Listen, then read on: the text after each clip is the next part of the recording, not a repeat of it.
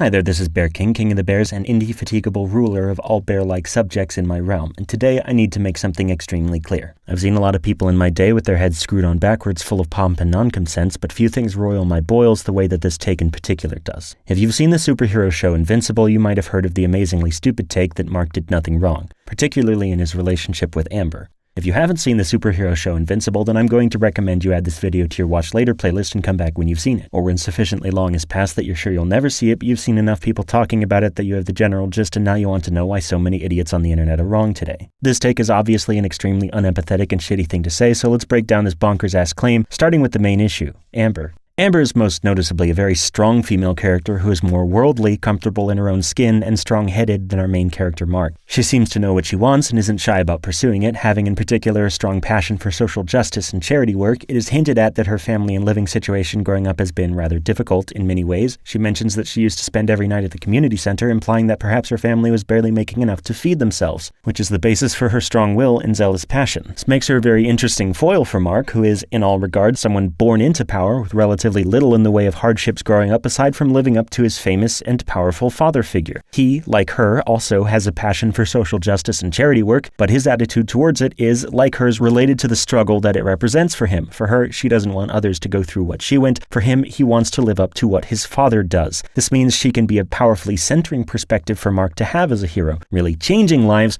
rather than putting on the show of changing lives for the fame, a trap Mark is often in danger of falling into. And in fact, Eve is a great example of a character who met with Amber's homely way of changing the world and was inspired to redirect her energies from being a superhero, quote-unquote, to being a good person, throwing off labels to instead try to make the world you want to live in, right?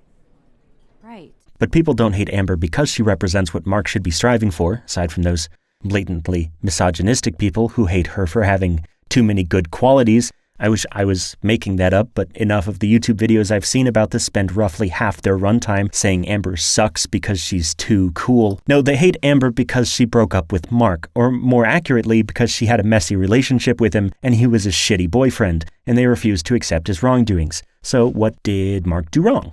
This is such an obvious point that even the show spells it out, but since it's lost on so many people, let's dive in. Mark and Amber date for 5 months, but since Mark is a superhero, and not just any superhero, but the son of Omni-Man, he's constantly involved in hero business. Now, unfortunately, he's extremely bad about balancing that life with his relationship with Amber. Throughout the show, he constantly shows up late or doesn't show up at all after making plans, usually providing some flimsy excuse. Amber is on the verge of breaking up with him multiple times throughout the show, but he always manages to get her to give him a second try. It finally comes to a head when he takes her to a college campus to try to show how serious he is about her, and then when a creature appears, he slips away to change costume and battle the creature. When he returns to Amber, she's rightfully pissed off that he disappeared during such a critical moment. They fight, and she finally breaks things off with him. After this fight, Mark finally confesses that he is invincible to explain why he has been absent so many times. To this, Amber reveals that she knows, and it doesn't change anything. This seems to be the moment most people have an issue with, so let's go over exactly why it doesn't change anything. First of all, Amber's not stupid. Do you remember her interaction with him about the Mars mission? Not just any rock,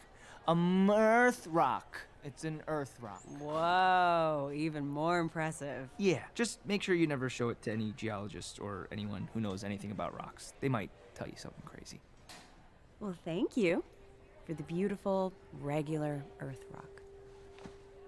She accepts his vague, strange answers with a sort of coy smile, including the extremely weird comment about the regular Earth rock that he got for her that she just plays along with. She knows. She already knows. She has known since this time. This interaction makes no sense otherwise. Mark is the oblivious one. Second, the fact that Mark is a superhero has nothing to do with his relationship with Amber. His super abilities don't make him any better or worse as a relationship partner. It's what he chooses to do with them. Nolan Grayson, Omni-Man, is our first example of this. Despite being the most powerful man on Earth, Debbie strongly holds to the idea that she and Nolan are equals in the relationship, and even broke up with Nolan after their first date because he seemed to think that his abilities made him special in terms of their relationship. They don't.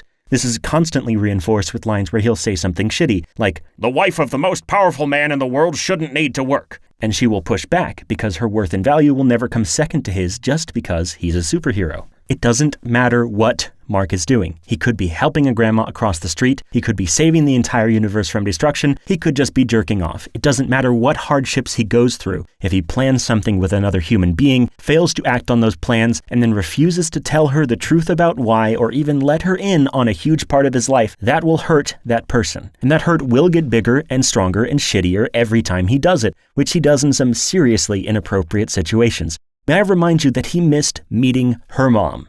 And not to save the world, remember, because his dad wanted him to train, and he missed her by 2 hours. That's insane. There's no excuse for this. This is a man whose commute anywhere is less than 2 minutes, and he was 2 hours late to the most important part of his early relationship, meeting the parent. But that doesn't make it okay if you keep doing it. And tonight was just definitely not okay. This was 3 months. This was meeting my mom. Look at how heartbroken Amber is here. How can you possibly say Mark did nothing wrong? Third, if you want to build a life with someone, which is literally what Mark wanted to do with Amber, you can't leave them out of pretty much a majority of that life. This isn't even like not telling someone what you do at work. It's like not telling someone that you have a full-time job, to the point that you lie about it and make excuses for it. Sharing his identity is a literal barometer of how serious Mark is about Amber, and it's telling that the only reason he ever chose to reveal this information is when he felt like it would win her back. The same way he kept using entirely superficial means like presents and thoughtful notes to make up for continually acting shitty. It was not a moment of trust. He had plenty of moments to reveal the information to her, but he chose not to.